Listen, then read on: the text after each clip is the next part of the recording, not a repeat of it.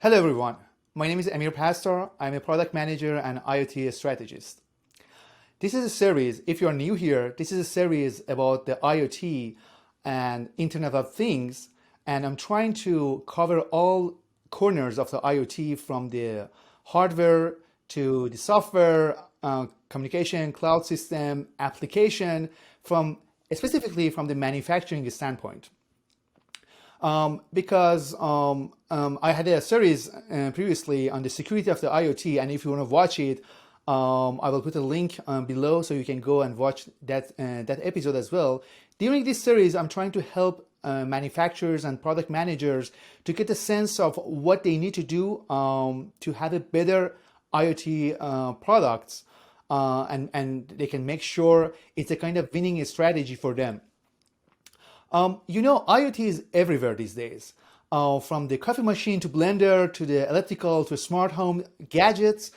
Today, specifically, I'm going to talk about the application of the IoT in the HVAC industry and specifically in the heating oil industry. I have a really special guest, Fred Hunt. He's a director of marketing at Beckett Corporation. And I want to pass it to you, Fred, to give us a little bit background and introduce yourself. Well, hello, Amir. Thanks so much for having me on today.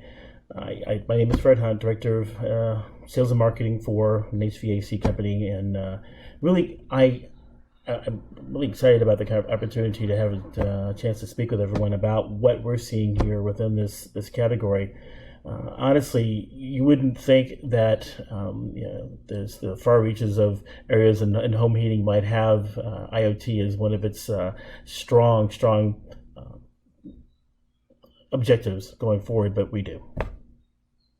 So in this industry, we're having it from the delivery to servicing, installation, and after the installation, homeowners. So if you can give us a 30,000 feet view of the industry itself, that would be great actually, before diving into the IoT part of it. So, the industry and the specific sliver that we manage and work through is home heating based off of using oil as the power source, as well as in some cases gas, and so the amount of homes that we service primarily find themselves in the Northeast and also in the eastern part of Canada, and it's well over 7 million homes that we do service day in and day out. The industry is based off of history that is actually well over 90 years. And if you think about the fact that the use of flame and the use of that sort of source for heat is going even further back than that, it really is quite a long history with this particular category. Okay, so my question for you is that why, Fred, there's still people that are using oil? And before answering that question from my side of view, I want to mention actually from the emergency standpoint, there is an NFPA code 100, NFPA 110, basically mandating the hospitals and those kind of places that they should have at least 96 hours emergency backup for the heating system. And looking at the recent issue with the Colonial Pipeline, actually, there was a hacking actually for the 2-3 days. We were not sure actually what's going to happen for the oil industry and for the heating. And thanks God actually that was not during the winter. But anyway, that's something serious. So for those kind of application, at least, I can see the heating oil that is really critical. And in the case that there is a national security or there is a shutdown in one of these pipelines or gas lines, so it's going to help us to keep our people safe. But I know there's other reasons people are still using a heating oil, but I want to pass it to you and you can give us a better understanding. Yeah, part of it, frankly, is regional history. In other areas, it's just about access to multiple varieties of heating sources. And finally, when you think about the opportunity to have, around, in most cases, around 275 gallons worth of stored energy on your property, as opposed to in the case of the pipeline issue that you mentioned before, or even the large issue we saw in Texas this past year with heat not being able to be generated for millions of homes. This stored energy is a really nice capability for a home to have, and it really is something that many people treasure.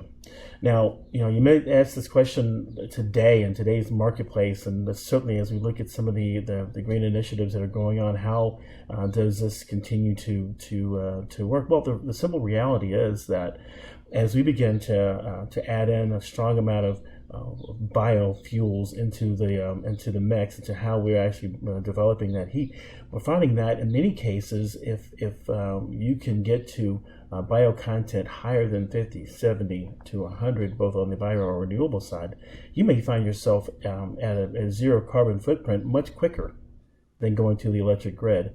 And so it continues to be a viable place to generate heat, and also to negatively contribute to the carbon footprint. We know how this industry is kind of working, from the delivery to the servicing, and all the way down to the homeowners. What are the reasons you believe that we cannot continue the way we used to work in this industry? And what are the problems that we need to adopt having an IoT in this industry? Yeah, I think that, like anything else, we are in a situation that's to some degree watershed for this industry.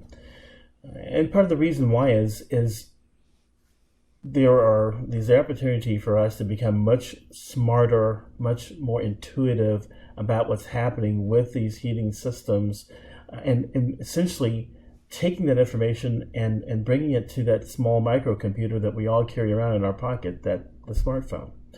So what we found in times past is that you have an issue with something that's going on in your home with your heating system, and if that does happen, you'd send a technician out, and the same holds true for anybody, whether that be gas, electric, whatever sort of system you have in your home. What we're looking to make a change here is that before we even get there, we think it's important for us to have a greater understanding of what is the problem. Did we bring the right equipment? Do we have the right technician with the right skill set to handle whatever the problem may be, so that when you get there, the contact is nowhere near as long as it might have been in the past? Because, listen, we all are used to now really not having as many folks around in your home if you could help it. You'd rather that not be the case.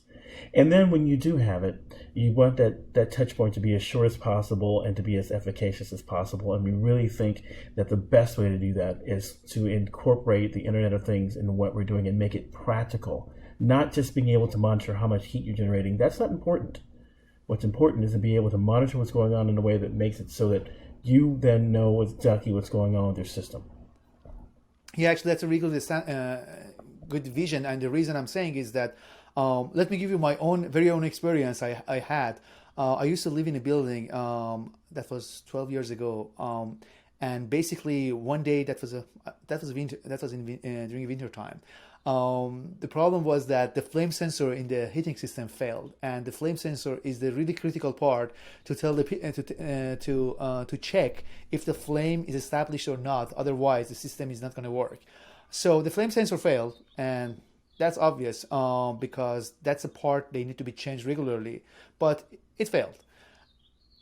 The problem was that no one knew what was wrong with the system. It took 4 hours for the people to realize, yeah, the heating system is not working anymore. The temperature dropping down, and without that, someone in the building, because that was a large big building, someone in the building is taking care of this issue.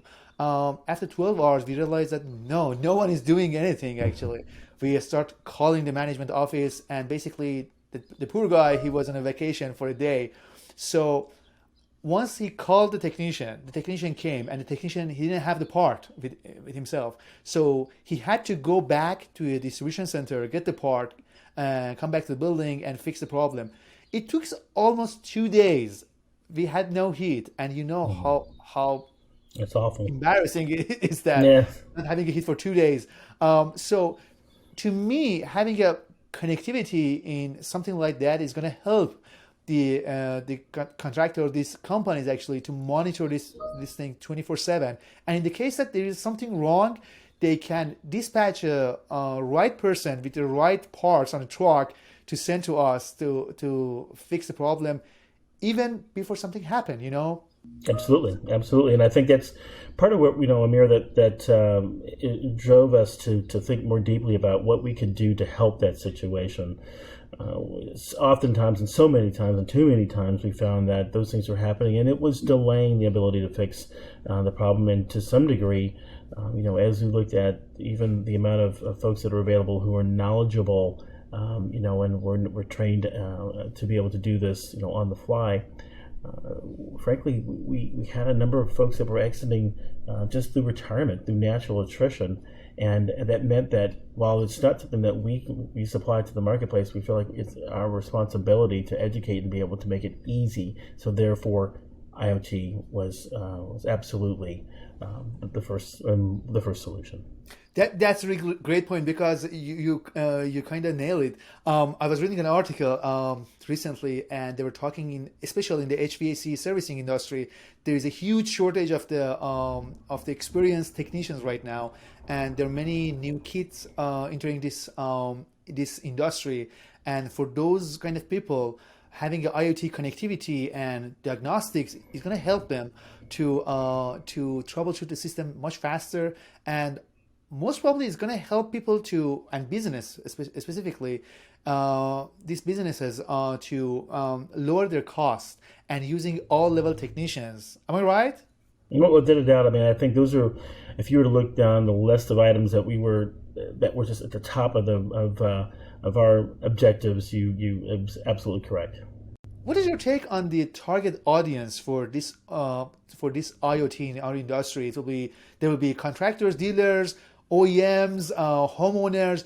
Who will be the main target, and who will be the secondary target for you? It's interesting. Oftentimes, earlier we were talking about that cell phone, that smartphone that we all have, and you have to be very, very careful with how you employ this technology, because oftentimes you'll find that people will make applications and use just because they can. We think that it's important that it is specifically designed for the purposes that it allows the end user, in this case, not necessarily the homeowner, although they have a piece of this, but it's really about the technician and their ability to service that customer, their homeowner, as quickly and as fast and as efficacious as possible. And they can't do it unless the right information is delivered to them. So for us, the technician is number one. The homeowner is not too far thereafter, with a different set of information. And do you see any point that maybe manufacturers like us or OEMs, they will be interested in having access to the data, or I don't know, monitoring these accounts? What will be the benefits of doing that maybe for us? So I think, like anything else, the major goal in a situation like that, and I think there is some opportunity for learning to be had there, is exactly that.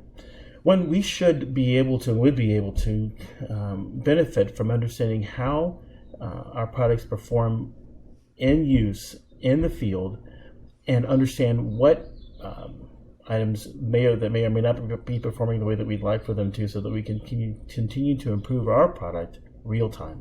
So that every time that we're going through and looking at what it is that we're doing and how we're producing our product, we know where there's improvements that need to be made. And also, in many cases, we may be able to react to real-time activity in the field, such that we could get in contact with that technicians and say, hey, here's what the factory knows about something like that, to make them even more effective. Oh, yeah, exactly. So that was a really good explanation, actually. Thanks.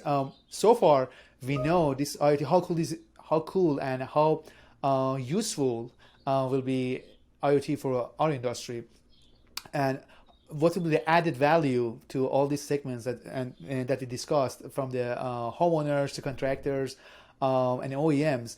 But what is our position right now in the IoT? Mhm. So what do we have today as a Beckett Corporation, and what will be our vision? Let's talk about what we have, and then we can go to our roadmap.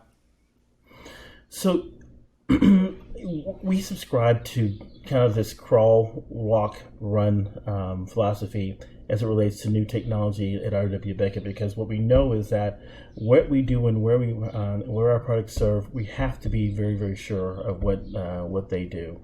And so in this, as we start thinking about how we were going to define this space, we knew that we wanted to build an ecosystem that allowed not only our product, but ancillary products within our categories, as well as the opportunity to bring on others that may not necessarily be from our company, but serve to work in that basement. The basement for us is where it all happens, right? That's where that heating plant, that center of all the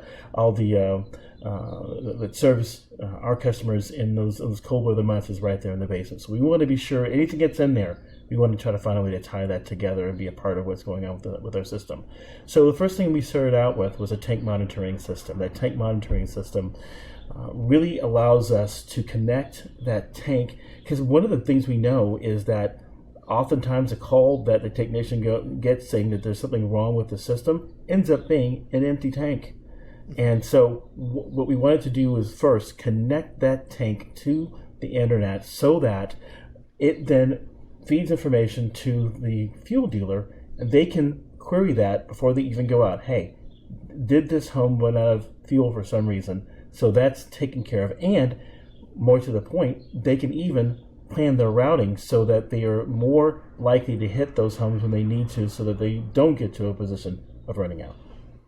Going forward, you'll find us beginning to connect a lot of other pieces within our product line, within our primary products, so that we can become more predictive in what may be going on with those products based off of the feedback we're getting real time from those machines. Okay, fantastic. You made the point I really like, actually, because in the IT industry, we all know we cannot work in a silo. Look at the deal, actually. These three big corporations they had, that was last year, and moving forward we'll hear more about it. That was a chip group, and they changed the name to Matter recently. Basically what they did, Google, Amazon, and Zigbee Alliance, they changed the name recently, actually, but they came together. They're big corporations, and each one of these guys, they want to have a big piece of this pie, and basically have their own product in the market, and control the market share. But they came together to basically make a unified and one standard for smart home application and devices, because they know their customers are suffering because of all these platforms and all these techniques. They need a one standard protocol to get connected. That's kind of telling us we cannot work in a silo. Even if we can control the big portion of the market, we should work with the other partners, because not necessarily these boiler rooms, they're using just our products. There are other products in the boiler room, and if we want to make an entire ecosystem of the connectivity, we need to connect all these things together, because we're not just looking at just an example, impedance of the cat cell, same experience I had in the boiler room. In the case it's going to fail, we are not just looking at the field, the heating oil level. There will be a lot of parameters we want to monitor, and basically by aggregating all of these data, we can model the entire boiler room. And as you mentioned, actually, we can be more predictive and more prescriptive. So basically, even before something happened, we can tell the people, yeah, we recommend you to change this part, or I don't know, like a plane, there is a number of hours they have to change the part. So we can give this recommendation dynamically, not just based on the code. So that's going to be a huge win for everyone. But I like your point, and how you see that in the future, how this platform that Beckett is working is going to be integrated, or other people, they're going to be integrated with this system. Yeah, so I mean, you talked about and you're right. There's really it's very difficult in a situation like this to work in a silo. As a matter of fact, once you have done that, what you've done is you really put yourself out of the stream of technology and innovation that's happening and are assuming that you have the answer to all questions. I like the opportunity that's been driven by kind of bringing together these protocols to be able to have the connection, the backbone that get you out to the cloud, and it allows for the manufacturers of all these other products to take advantage of this, to just focus in on their innovation, not having to make a decision on which one of these I choose, because that's not critical. What we need to do is get the right information to the end users. Now, you ask how we're doing that. Well, what we're doing is we're bringing together a program, our program, through a platform called My Technician. My Technician is an app-based software that allows not only the connected tank, as I mentioned to you before, but it actually allows our full ecosystem to integrate in one place. And that really is our vision. Our vision is not only just for us as a company to have this particular platform, but for us to actually go and use and with our partners, have them join us with the My Technician application, which then brings a much broader system together. I talked about that basement, right? There's lots going on. And if we can get as much of that information as possible together in one place, we don't think we may not ultimately have the only solution that comes to the marketplace. As a matter of fact, we really feel like as we begin to aggregate and bring some of these items together, there's going to be a natural convergence. We don't know where that's going to happen, but what I can tell you is it's happened rapidly, and if we believe that we're the only ones to help get there, that is not absolutely going to be the winning situation. We are going to have to collaborate, and that's what you see us doing. Okay, and first of all, let me tell the audience actually, the next episode will be on the Matter project, the chip project, previously called Chip, and I'm going to talk to one of the board member of the Chip in the next episode, and that's going to actually help us to understand how come these three companies and organizations, they came together to make this deal. Continuing our discussion here, you mentioned we want to aggregate the data, we want to have the data. How do you see in the future, because there are so many gateways these days we have in our home. So I know Beckett has a Beckett Link gateway, and basically the deal is that this gateway is going to aggregate all the data, not just from the Beckett's product, get data from the other partners we have on this platform as well. Mm-hmm. But there are some other gateways these days. There is a Nest, there is a Alexa, there is a Google Assistant. How do you see in next 5 years actually this system is getting integrated with some other gateways? I'm not sure, maybe those gateways are going to use or their product is going to use this gateway, or Beckett is going to use their gateway. What is your take on that? Well, we were talking a few moments ago about this natural convergence that will be happening. I mean, you're seeing just rapid changes happening out there, and the recognition, even as you talk with your board member in your next conversation, the fact that this new company exists is based off of the fact that there were 4 or 5 or 6 or 7 different lanes, different gateways, different ways to find your way back out to, that data back out to the cloud. And the simple reality is they have recognized the need to converge, And so from my perspective, I think that what we're doing is we're trying to be as open as possible to the technologies that continue to proliferate, and as best we can communicate as well as we can with them, so that when the time comes, what our end user selects to be able to use the gateway, we're ready to be there to give them and provide that information and not make it a huge leap, if that makes sense to you. Yep, exactly. And how do you see it in the future? So the service like this, there are many industries like the connected industries. They are going to service-based applications and platforms. Do you see it as a launching of the new products, or no? You see it more in the future. It's going to be some sort of the, let's call it PaaS or SaaS model? So, again, I think you're well said, Amir. There's certainly a drive in many cases for that to be the case, because ultimately what you are doing is you are providing a service to your end user, whomever that might be, in for your application. I can just tell you, as we look at ours, at least as it is today, the benefit that we see is really from use. We need to have as many folks join us and really begin to make that ecosystem stronger, so that the information that we get back is more real, and that we're able to positively affect more of our customers going forward. So right now, our focus is just simply that. Now, I will tell you that as time moves on and we begin to reevaluate strategy, I would be remiss to say that there wouldn't be a thought along the way. But right now, that's not where we are. Okay. Okay, great. And you mentioned actually, we discussed it, that there will be other partners in the future, and definitely the nice thing about this ecosystem is that in the future, once we have more partners, there will be a more added value for our customers, contractors, and dealers and homeowners.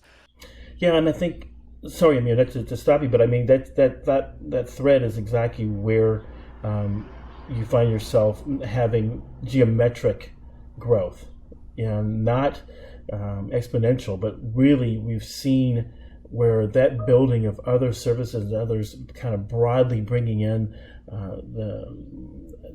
their positive reaction to something that we're doing is what we hope to see with this system. So far, it's actually working that way, but like anything else, we're never happy with where we are. We're always looking at how we can continue to grow. And that's great. So how these companies actually, what's your message for this company actually, if they want to get integrated in this system and they want to work with us? What is your message to those people? Well, so I'll say a couple things. One, obviously, we are very interested in working with as many partners as possible, and as many partners as makes sense based off of the area that we think that we really are focusing in on. So to that end, we're very, very excited about bringing as many partners in and make that where we really can grow. And again, I think we're stronger in the numbers as opposed to being individually focused. Two, if for whatever reason you don't think that this is an opportunity for you or your company, I want you to really think about how not only what happens with your business, but think about how your life today really surrounds the use in one way, shape, form, or another of some segment of IoT. Just because you may not see it today in your industry does not mean that never has means never will. It means that you need to think well ahead of that and be ready to go. If you have questions, we're here to help you. But I really would encourage you to think very seriously about joining, because it can only help you going forward. Okay, fantastic. We had a great discussion, Fred, and I believe that was really Thank helpful you for having me. for the I appreciate it. people they're interested in the IoT, specifically in the HVAC industry. Thank you so much for attending this podcast and spending time with me. Is there anything else actually that you want to add?